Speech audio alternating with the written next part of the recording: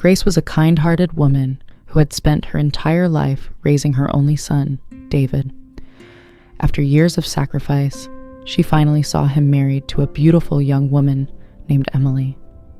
Grace believed her old age would be full of peace, laughter, and the joy of being with her family. She imagined sitting with Emily in the kitchen, sharing recipes, telling stories, and guiding her gently, just like her own mother-in-law had once done for her. But reality was far harsher than Grace's dreams. From the very first day, Emily made it clear she did not want her mother-in-law in the house. "You don't understand modern life," Emily would say coldly. "Your ways are old-fashioned. You should just stay in your room." At family dinners, Emily rolled her eyes when Grace spoke. She complained about her cooking, ignored her advice, and even told her husband, "Why do we need your mother here? She's just a burden." Each word cut into Grace's heart like a knife.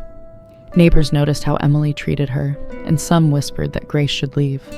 But Grace, with her quiet strength, chose not to fight back. She believed love and patience were stronger than anger. So every day, she continued to cook meals, care for her grandchildren, and keep the house running smoothly. And every night, she sat alone, whispering a prayer. "God, give me strength. Help Emily see the love I hold for her."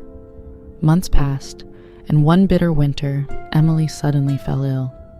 At first, she thought it was just exhaustion, but soon she grew so weak she could hardly stand. Her friends stopped visiting. Her husband was too busy with work, and no one was truly there for her, except the very woman she had rejected. Grace did not hesitate. She sat by Emily's side, feeding her soup spoon by spoon. She stayed awake through cold nights to check her fever, washed her clothes, and comforted her like a child. Emily could hardly believe it.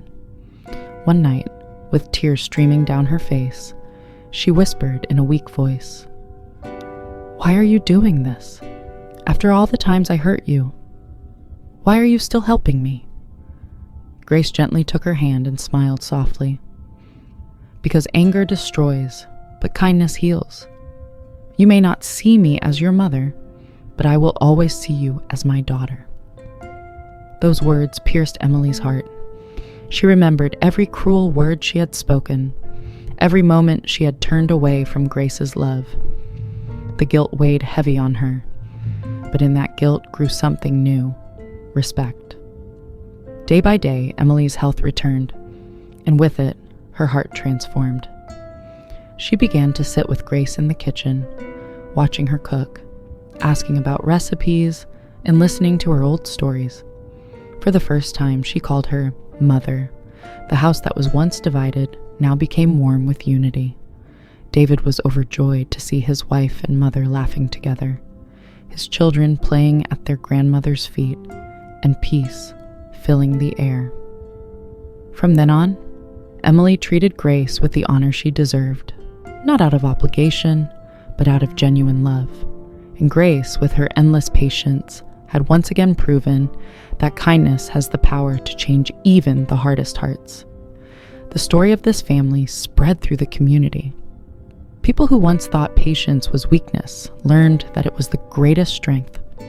Grace became a symbol of wisdom and love, a reminder that mothers, no matter how they are treated, carry hearts that never stop forgiving.